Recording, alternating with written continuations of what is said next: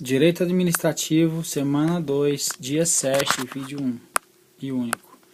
Hoje a gente vai falar rapidamente sobre o poder disciplinar. Não tem muita coisa para ser abordada, mas o que mais pega é quando cai uma questão que o examinador cobra poder disciplinar barra poder hierárquico, certo? Isso seria a questão, digamos assim, mais bem elaborada que pode trazer para a nossa prova. A rigor, então, o poder disciplinar ele é um quê? Um poder e dever, ou seja, cometeu infração, há a obrigatoriedade de ocorrer o que? A aplicação da penalidade. Então, nesse caso, há que se falar o que? Em ato vinculado, ou seja, não há margem de escolha para o administrador em punir ou deixar de punir, perfeito? Então, primeira situação que eu posso punir internamente, quando ocorrem aí infrações funcionais de seus servidores.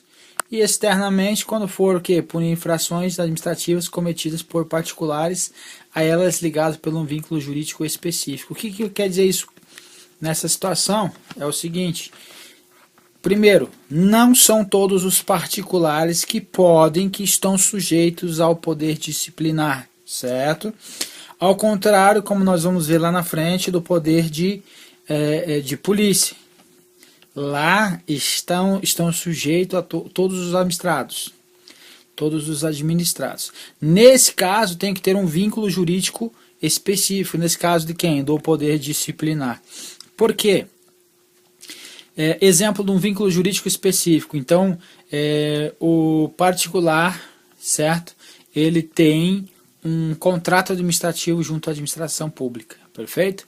Então mantém um contrato administrativo e eventualmente ele deixar de cumprir alguma obrigação, ele vai ser o quê? Vai ser punido com uma infração. Nesse caso, então, tem um poder de polícia, poder de polícia não, vai ter um poder disciplinar. Então, nesse caso, tem o poder disciplinar e porque ele tem um vínculo. Nesse caso, esse vínculo específico foi o que? Um contrato administrativo, ok?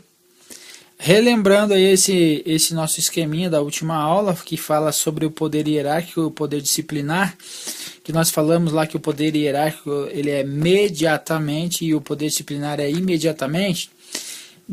Disto se conclui que o poder disciplinar deriva do poder hierárquico, só que com ressalva.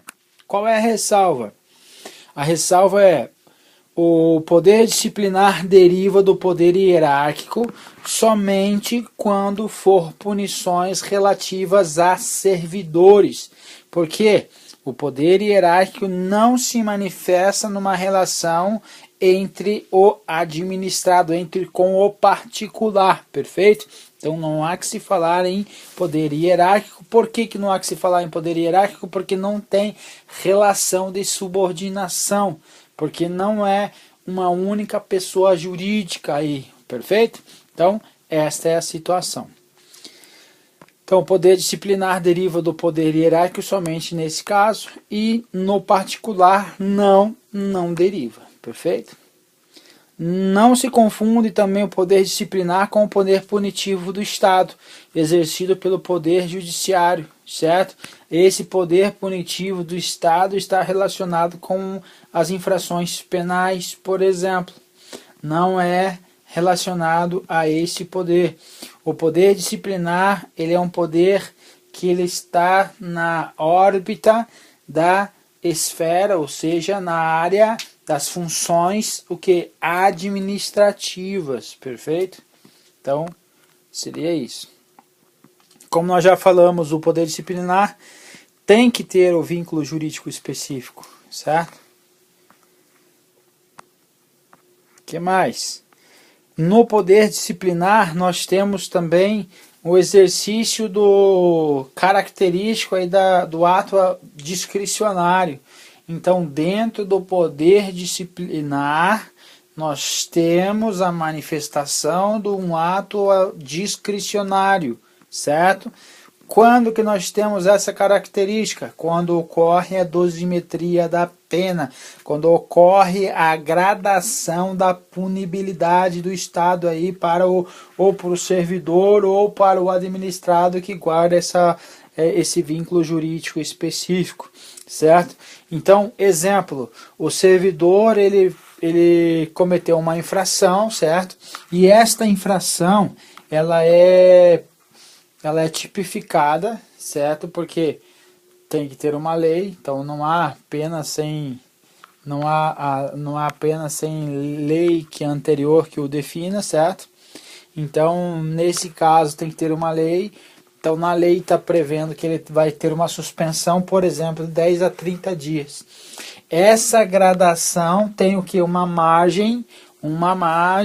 certa margem de escolha pelo o gestor, pelo superior hierárquico, perfeito? Então ele pode, por exemplo, punir com uma suspensão de 11, de 12, de 13, de 14, de 15 dias, certo? E de 15 para 14 tem uma margem de escolha. Lembrando sempre que sempre deve estar contemplado quem? Os princípios, certo? Os princípios administrativos. Nesses, o qual mais vai se destacar nessa situação é o princípio da razoabilidade / proporcionalidade, perfeito? Porque se for uma aplicação de uma penalidade desproporcional, o ato vai ser o quê? Inválido. Exemplo disso, o servidor era para ser punido com uma advertência e foi punido por uma suspensão, ou era suspensão e foi por uma demissão. Então, o que? Excesso aí nessa penalidade, então o ato será ilegal, perfeito? Então, com relação a nessas situações, algumas situações aí da gradação, que não vai ter gradação, vai ter uma correspondência da infração com a punibilidade, com a punição, certo? Essa correspondência vai ser que não vai ter uma margem de escolha, então vai ter só aí apresentando aí a característica aí de um ato vinculado, perfeito? Mas isso tudo não há o que se falar, certo? Com relação a quem? A discricionariedade de punir ou não, ou deixar de punir o servidor. Por quê? Não há discricionariedade quanto a isso, certo? Então vai ser um ato vinculado, não há escolha do superior hierárquico, porque se ele deixar de punir, ele também corre numa infração, certo? Exemplo, com descendência criminosa. Perfeito?